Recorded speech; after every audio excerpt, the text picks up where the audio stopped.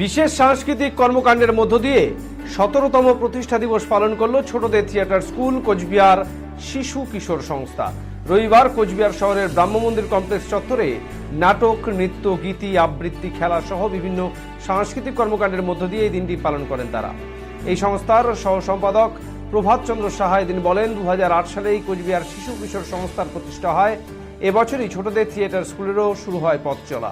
দীর্ঘ ১৬ বছর যাবৎ শিশু কিশোরদের মানবিক বিকাশের কাজ এই সংস্থা করে চলেছে নিরলসভাবে। আর আজ এই সংস্থার ১৬তম বর্ষপূর্তি অনুষ্ঠান পালন করা হচ্ছে। সব দেয়াল ভেঙে যায় হঠাৎ, হাসি মুখ তুলে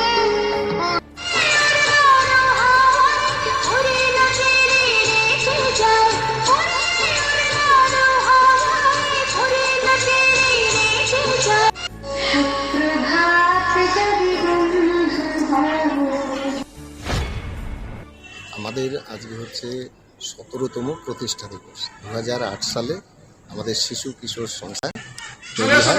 ২০০৮ সালে ছোটদের থিয়েটার স্কুল আমরা এই প্রাঙ্গণে আমরা তৈরি করি এবং এই যে ১৬টি বছর পার করে আমরা ছোটদের নিয়ে মূলত শিশু কিশোরদের যে মানবিক বিকাশের কাজ সেটা আমরা করি।